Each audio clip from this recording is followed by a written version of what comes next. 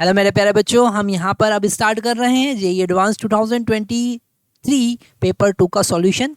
हम यहाँ पर उसका एनालिसिस करने वाले हैं। लास्ट के जितने भी वीडियोस आप देखेंगे उसमें हमने 23 के पेपर 1 का सॉल्यूशन देखा था। वहाँ पर हम देख सकते हैं कि हर क्वेश्चन में कहीं ना कहीं मल्टीपल चैप्टर के कॉन्सेप्ट इंक्लूड है। जेईई एडवांस के जब कभी हम पेपर सॉल्व करते हैं, क्वेश्चन देखते हैं, तो वहाँ पर बहुत सारे क्वेश्चंस ऐसे होते हैं जिसमें मल्टीपल चैप्टर के कॉन्सेप्ट आते हैं। बहुत बार हम देखेंगे कि इंटीग्रेशन के कॉन्सेप्ट आए, बहुत बार डिफरेंशिएशन के कॉन्सेप्ट आए। तो ये सारी चीज़ें हमको ध्यान से एनालिसिस कर लेना है, समझ लेना है। हम यहाँ पर स्टार्ट करने जा रहे हैं पेपर 2 का सॉल्यूशन। और सबसे पहले हम यहाँ पर सेक्शन 1 की बात कर रहे हैं। और सेक्शन 1 में हमारे पास में क्लियरली इंस्ट्रक्शन गिवन है कि मैक्सिमम 12 मार्क्स। ओके, अगर हम सारे क्वेश्चन सही अटेम्प्ट करते हैं तो हमें मैक्सिमम 12 मार्क्स मिलेंगे। यहाँ पर हर इस सेक्शन में हमारे पास में 4 क्वेश्चंस हैं और हर क्वेश्चन के 4 ऑप्शन है, A B C D। जैसा यहाँ पर हमेशा हमको यहाँ पर मिलते हैं, हर क्वेश्चन के 4 ऑप्शन होंगे और यहाँ पर only 1 of this is correct, मतलब सिंगल करेक्ट ऑप्शन यहाँ पर मिलेगा आपको। अगर हम सही ऑप्शन चूज़ करते हैं तो +3 मार्क मिलेंगे और गलत चूज़ करते हैं तो -1, मतलब नेगेटिव मार्किंग यहाँ पर है। अगर आप देखते हैं तो एडवांस का जो पेपर पैटर्न है उसका जो मार्किंग स्कीम है थोड़ा सा डिफरेंट होता है। ठीक है, तो यहाँ पर हमें ये समझ लेना है कि अगर single choice, single correct option वाला सेक्शन है तो वहाँ पर हमको सही करने पे +3 मार्क ही मिलेंगे।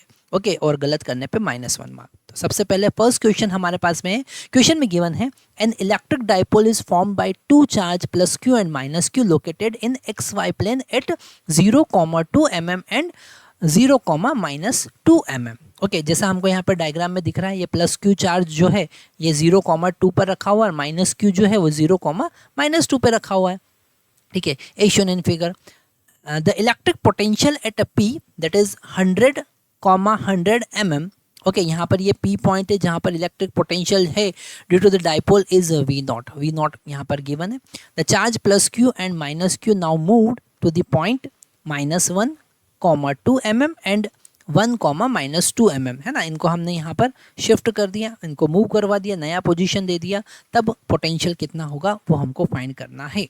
तो अगर हम इलेक्ट्रिक पोटेंशियल की बात करें, डाइपोल के कारण इलेक्ट्रिक पोटेंशियल की बात करें, तो हमारे पास फार्मूला होता है V is equal to P cos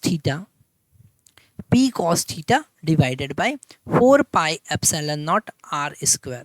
okay, तो यहाँ पर ये कॉन्सेप्ट हम हर बार देखते हैं कि इलेक्ट्रिक डाइपोल का जो पोटेंशियल होता है वो r² के इन्वर्सली प्रोपोर्शनल होता है। पर अगर पॉइंट चार्ज की बात करें तो वो केवल r के इन्वर्सली प्रोपोर्शनल होगा, है ना। तो यहाँ पर अगर हम P की बात करें तो वो इलेक्ट्रिक डाइपोल मोमेंट है ना। अगर हम इसको रोटेट कर रहे हैं या इसका पोजीशन हम चेंज कर रहे हैं तो डेफिनेटली यहाँ पर जो थीटा है, थीटा क्या है यहाँ पर, थीटा है इस डाइपोल मोमेंट P। तो यहाँ पर डाइपोल मोमेंट की डायरेक्शन हम यहाँ पर मार्क कर रहे हैं, ये डाइपोल मोमेंट P और r के बीच का एंगल, तो यहाँ पर दोनों के बीच का एंगल थीटा है।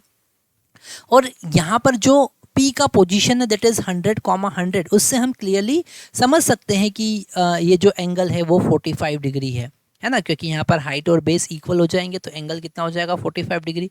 तो थीटा का वैल्यू यहाँ पर कितना है 45 डिग्री, है ना।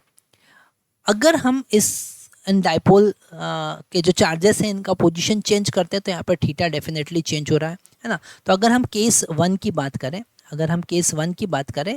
है ना, तो यहाँ पर पोटेंशियल तो V0 है। अगर हम P की बात करें तो P कितना होगा, यहाँ पर P हमको मिलेगा चार्ज Q और दोनों के बीच का distance that is equal to 4 mm, है ना।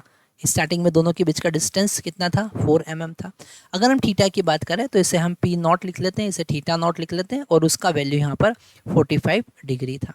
ओके, हम केस नंबर 2 देखते हैं अब।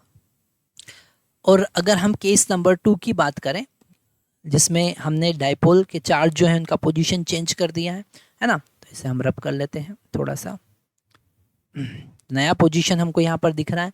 अगर दोनों के बीच का डिस्टेंस देखें D, ओके, तो यहाँ पर D हमको मिलेगा -1 that is equal to -2²। Okay, और सेम एज इट इज़ हमको 2 + 2 दैट इज़ 4² हमको यहाँ पर मिल रहा है। ओके, तो D का वैल्यू हमको यहाँ पर मिल रहा है 4 + 20 that is equal to 4 + 16 that is equal to √20 mm। Okay, तो यहाँ पर डाइपोल मोमेंट P जो होगा वो कितना होगा, Q इंटू √20। ओके, अगर हमको एंगल फाइंड करना है, मतलब कि अगर हम डाइपोल मोमेंट और R के बीच का एंगल देखें तो यहाँ पर हम बात करेंगे ये कंप्लीट एंगल की। ओके, और ये कंप्लीट एंगल जो होगा वो होगा 45 प्लस दिस थीटा।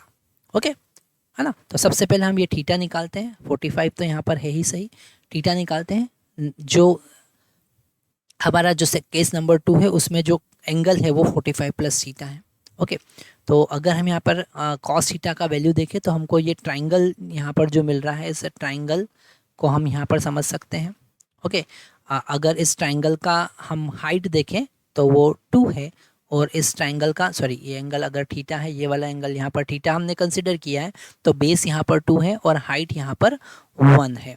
ओके, तो हाइपोटेनियस कितना हो जाएगा, √5। हाइपोटेनस कितना हो जाएगा, √5। अगर हम यहाँ पर साइन थीटा का वैल्यू कैलकुलेट करें तो साइन थीटा का वैल्यू कितना होगा, साइन थीटा यहाँ पर होगा 1 डिवाइडेड बाई √5, और अगर हम कॉस थीटा का वैल्यू अगर यहाँ से देखते हैं तो हमको मिलेगा 2 डिवाइडेड बाई √5। ओके, अगर हम यहाँ पर पोटेंशियल का फार्मूला देखें सेकेंड केस में तो वो हमको मिलेगा P into cos 45 plus theta. Okay, 45 plus theta, क्योंकि यहाँ पर एंगल चेंज हो गया है, divided by 4 pi epsilon naught r square. R का यहाँ पर कोई चेंज नहीं हुआ है क्योंकि पहले भी उसका सेंटर ओरिजिन पे था और सेकंड केस में भी सेंटर ओरिजिन पर है, तो यहाँ पर आर में कोई चेंज नहीं है। यहाँ पर हम कॉस 45 डिग्री प्लस थीटा का वैल्यू अगर हम निकालते हैं तो यहाँ पर कॉस का आइडेंटिटी हम यूज़ कर सकते हैं, तो ये हो जाएगा cos 45 degree into cos theta minus sine 45 degree into sine theta. इसीलिए हमने ये वैल्यू कैलकुलेट किया था यहाँ पर, ठीक है, क्योंकि हमको पता था कि यहाँ पर हमको इसका वैल्यू चाहिए रहेगा। तो 1/√2 और कॉस का वैल्यू यहाँ पर 2/√5 है। ओके, माइनस 1/√2 अगेन, और साइन थीटा का वैल्यू यहाँ पर 1/√5 है। तो ये वैल्यू हमको मिला 2 - 1 that is equal to 1 divided by √10। Okay, इन सब का वैल्यू हम यहाँ पर पुट करते हैं तो V is equal to P हमको यहाँ पर मिल रहा है Q into √20। Okay, into cos theta plus 45 का वैल्यू हमने 1/√10 फाइंड कर लिया है। Okay, divided by 4 pi epsilon naught r square as it is.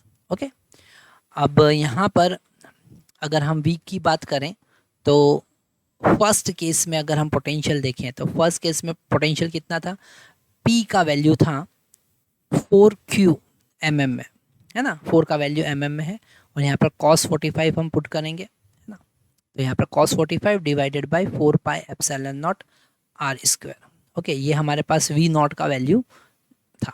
तो अगर हम इसे और अच्छे से सॉल्व करें तो यहाँ पर हमको, या फिर हम इसको V नॉट से डिवाइड कर देते हैं, इस पूरी इक्वेशन को V नॉट से डिवाइड कर देते हैं, तो V naught is equal to हमारे पास में है 4 इंटू क्यू, ओके, इंटू 1/√2, क्योंकि cos 45 का वैल्यू 1/√2 है, divided by 4 pi epsilon naught r square as it is, है ना। दोनों को अगर हम डिवाइड करते हैं तो 1 divided by 4 pi epsilon naught r square से कैंसिल हो जाएगा, Q से Q भी कैंसिल हो जाएगा। हमको यहाँ पर V नॉट का वैल्यू जो मिलेगा वो मिलेगा 2। ओके, तो हम यहाँ पर मिलेगा हमको 1/2। ओके,